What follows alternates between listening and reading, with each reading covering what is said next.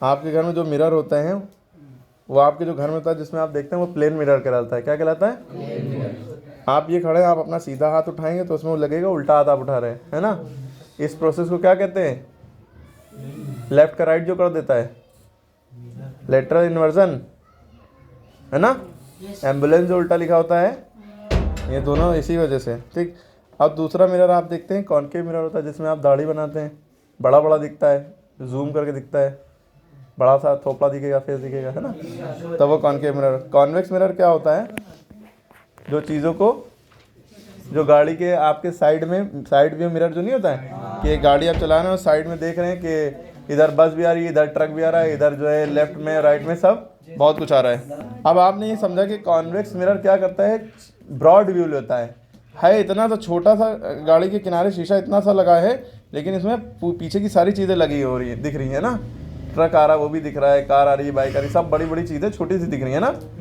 अगर हम side view mirror में कॉनकेव मिरर लगा देते तो क्या होता? ट्रक का टायर भी ना दिखता, है ना, जो पीछे आ रहा है, समझिए। क्योंकि ये चीज़ों को बड़ा करता है, ये चीज़ों को छोटा करके दिखाता है। तो आप सबको यूजेज भी पता चल गए और कितने तरह के मिरर इसके अलावा और भी होते हैं। ठीक है, मेनली ये हैं। ठीक। अब देखिए, कभी भी कोई मिरर बनता है तो उसको सर्कल से काटा जाता है। कहाँ से? ठीक। अब जैसे सर्कल है, इस सर्कल जब भी बना होगा कहीं पे सेंटर होगा तभी तो बना होगा, कहीं पे सेंटर होगा तभी तो बना होगा, कि बिना सेंटर के बन गया होगा। तो हमने सेंटर से ये यहाँ तक के खींच दी रेडियस। ये क्या कहलाती है? रेडियस। सर्कल से जो यहाँ से बनती है वो क्या कहलाती है? रेडियस। ठीक है, क्लियर होगी बात जी। ये जो पॉइंट है इसको हम कहते हैं पोल। इसको क्या कहते हैं? पोल कहते हैं ना। कोई दिक्कत? अब हम क्या करेंगे, यहाँ से थोड़ा सा इसको काट दिया हमने, यूँ गैप कर दिया। ठीक कर दिया, अभी तक सही है ना। पीछे हमने कर दी पॉलिश। ठीक है, ये हो गई पॉलिश। किसकी पॉलिश होती है वो आप कमेंट में जाके बताइएगा। कौन सी होती है? बेस्ट रिफ्लेक्टर किसे कहा जाता है? सिल्वर को, है ना। अरे ये क्वेश्चन भी आता है, रिफ्लेक्टर सबसे अच्छा कौन सा है जो चीज़ों को रिफ्लेक्ट करे? सिल्वर। सीमा, समझ में आ रहा है? सीमा। तो उसको भी कवर करने के लिए उसके ऊपर एक और पॉलिश की जाती है कि उसका सिल्वर खराब ना हो। वो पॉलिश कौन सी होती है वो कमेंट में बताइएगा। ठीक है, तो ये रेडियस हो गई। अब पीछे पॉलिश है, अंदर जो है रिफ्लेक्टिंग सरफेस है। ये अंदर का क्या है? रिफ्लेक्टिंग, जिसमें आप अपनी शक्ल देख सकते हैं, इसे कहेंगे रिफ्लेक्टिंग। अंदर की सरफेस में आप अपनी शक्ल देखेंगे, जिसमें आप अपने देखेंगे दाढ़ी बनी नहीं बनी, कटा कि नहीं कटा, वो रिफ्लेक्टिंग सरफेस होगी। ठीक है, तो ये अंदर जो है रिफ्लेक्टिंग सरफेस होती है, तो इसलिए इसे कहते हैं कौन सा मिरर? Concave mirror. पीछे पॉलिश होगी, अंदर रिफ्लेक्टिंग सरफेस होगी, तो ये कौन सा है? Concave mirror. ठीक है, अब मुद्दा ये है कि यहाँ से यहाँ तक की तो रेडियस थी, ये पोल था।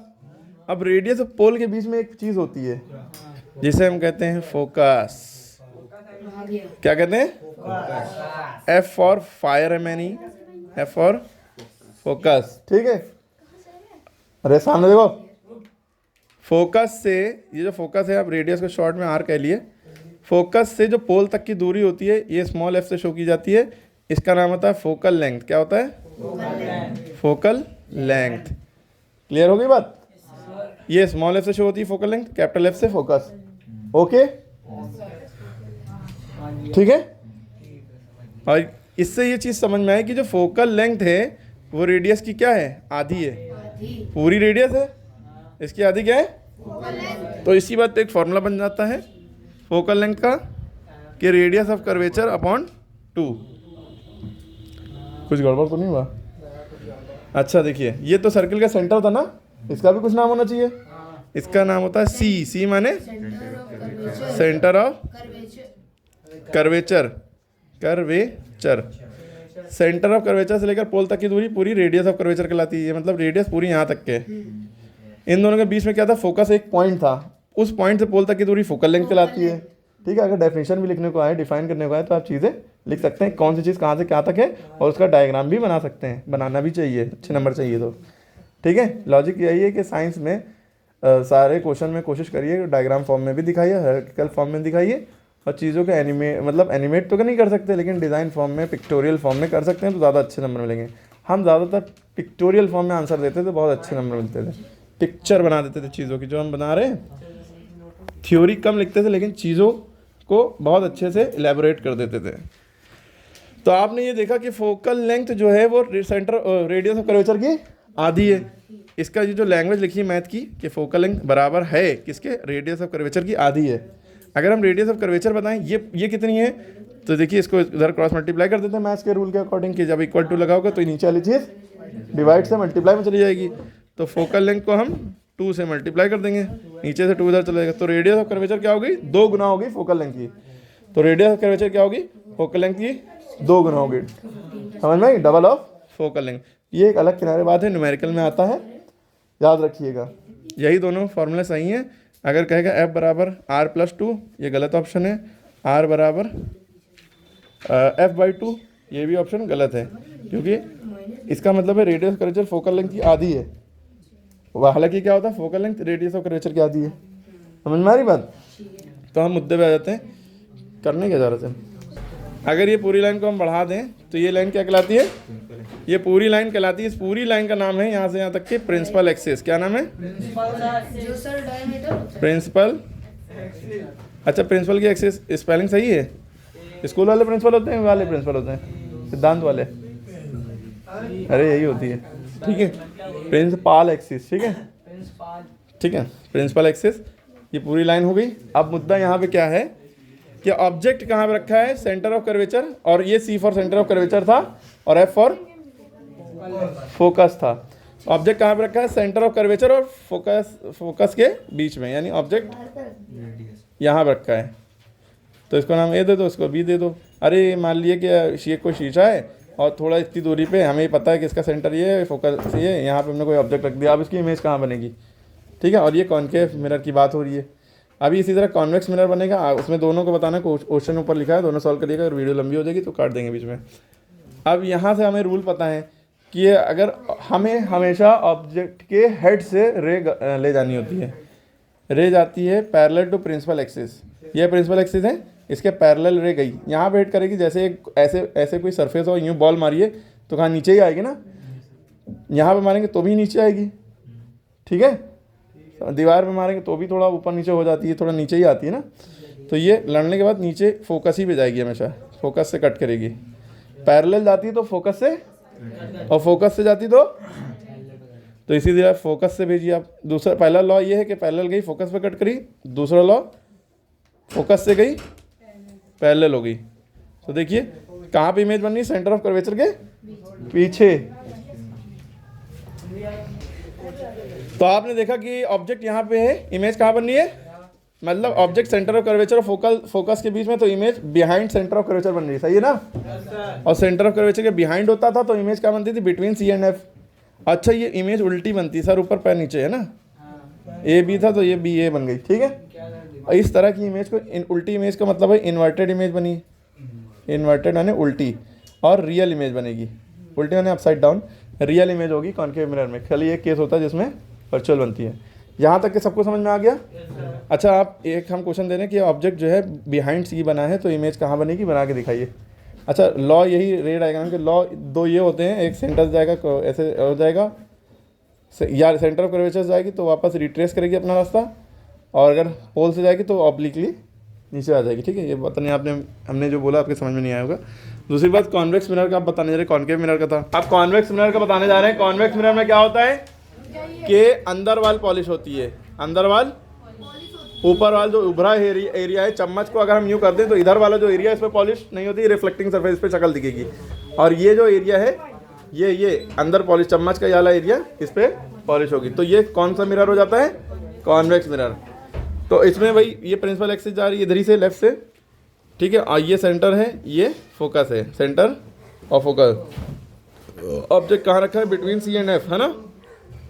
ये ऑब्जेक्ट रखा है, देखिए यहाँ पे भी C और F के बीच में ऑब्जेक्ट रखा था, यहाँ पे भी। अब इसमें मुद्दा ये, रे यूँ जाएगी तो क्या आर पार चली जाएगी। इसमें रे देखिए ऐसा सरफेस है थोड़ा उभरा हुआ, तो रे ऊपर चली जाएगी। ये देखिए समझिएगा, ये चीज़ समझ में आई, कॉन्वेक्स मिरर वाला मामला। पहला लॉ आपने क्या लगाया कि उसके हेड से रे गई मतलब पैरेलल जाती है तो कहाँ कट करती है, फोकस पे, आपको ये पता था। अब फोकस में इधर था, अब इसमें किधर फोकस है, यहाँ तो फोकस होगा नहीं, तो इसके पाथ को हम वापस ये ले जाएंगे, ये होता है फोकस इसमें दूसरा। अब ये पोल होता है ना। अच्छा लेंस, ये मिरर अलग चीज़ होती है, लेंस अलग, जो चश्मा आप लगाते हैं वो लेंस है। इसी तरह डायग्राम लेंस में भी आते हैं, कॉनकेव लेंस और कॉन्वेक्स लेंस में भी, ठीक है। उसमें ऑप्टिकल सेंटर होता है आई थिंक यहाँ पे पोल की जगह पे ना, उसका ये लेंस, जैसे कॉनकेव लेंस ऐसे बनता है और कॉन्वेक्स लेंस ऐसे बनता है, ठीक है। चलिए ऊपर से चला जाएगा, कन्फ्यूज ना होइए। दूसरी चीज़, पहला लॉ हमने ये लगाया कि पैरेलल गई तो फोकस पे कट करी, देखिए कैसे कट करी। दूसरा लॉ, प्रिंसिपल पोल से गई तो ऑब्लिकली चली जाती है ना। इसमें क्या होता है, हम रे को रिफ्लेक्ट होने के बाद उसके पाथ को रिट्रेस करते हैं। अभी ये गई है, रिफ्लेक्ट कहाँ हुई, ये हुई है ना। जब रिफ्लेक्ट हो जाती है, अब इसके पाथ को उल्टा रिट्रेस करेंगे, ये कट करी है ना, समझ में आ रही बात। ये गई थी, ये रिफ्लेक्ट हुई, रिफ्लेक्ट होने के बाद इसी की डायरेक्शन में हम पाथ को रिट्रेस करते हैं, ये पाथ को एक्सटेंड करते हैं। इसमें ये गई थी, टकरा के नीचे चली गई, अब इसके आर पार तो जा नहीं पा रही, तो ज़बरदस्ती इसकी इमेजिनरी लाइन यूँ बनाते हैं हम, जहाँ पे कट करती है यहाँ पे इमेज बनेगी। ये लॉजिक है कॉन्वेक्स मिरर की। सोच रहे होंगे सर इसमें फिर से कि भाई ये रे गई है तो फोकस पे कट करना चाहिए। फोकस जो होता है इसमें, ये कॉनकेव मिरर, इधर बॉल इसमें आती है। इसमें क्या होता है, कॉन्वेक्स मिरर के केस में इधर नहीं आएगी रे, इधर चली जाएगी, एक डाइवर्ज हो जाएगी ना। इसमें कन्वर्ज होती है, कन्वर्ज यानी मिलना एक जगह पे एक पॉइंट पे, इसमें डाइवर्ज यानी स्कैटर होना, इधर उधर भाग जाना, तो इधर हो गया। अब इसको हम वापस इसमें इधर, क्योंकि हमें इधर लाना है, तो ये कहाँ पे जाएंगे, यहाँ जहाँ पे ये रे मिलेगी वहाँ पे फोकस ही होगा, क्योंकि हमें एक लॉ पता है, पैरेलल जाएगी तो फोकस पे कट करेगी। हमें ये लॉ पता था ना, प्रिंसिपल एक्सिस से पैरेलल जा रही है, यानी ये लाइन के पैरेलल जा रही है तो फोकस ही पे कट करेगी। देखिए फोकस पे कट करेगी, वही चीज़ है, ठीक है। और दूसरा लॉ, इसमें दूसरा लॉ हमने फोकस से लगाया था कि फोकस से जाएगी तो पैरेलल हो जाएगी। अब यहाँ से हम ये भी कर सकते हैं, फोकस से ले जाएँ तो ये पैरेलल हो जाएगी, लेकिन आई थिंक वैसे ना करना चाहिए यहाँ पे, वरना होनेगा नहीं। अब ऑब्लिकली हमने ये पोल से मारी। अच्छा यहाँ से अगर हम यहाँ से ये भी कर सकते, पोल से मारते तो यूँ ऑब्लिक जाती, तब भी वही बनता। इसमें यूँ लिया तो ये रिफ्लेक्ट हुई, ये रिफ्लेक्ट हुई, तो इसको रिट्रेस करेंगे तो इधर करेंगे, तो जहाँ भी ये कट करेंगे दोनों इमेजिनरी लाइंस, वहाँ पे इमेज बनेगी, ठीक है। क्लियर हो गई बात। तो वैसे भी कॉन्वेक्स मिरर में क्या होता है, कौन सी कैसी इमेज बनती है, वर्चुअल इमेज है ना। कॉनकेव मिरर रियल इमेज बनती है। एक केस को छोड़कर जब फोकस और पोल के बीच में ऑब्जेक्ट होगा, तब कॉनकेव के केस में भी वर्चुअल इमेज बनेगी, बिहाइंड द मिरर इमेज बनने लगेगी उसमें भी, ठीक है।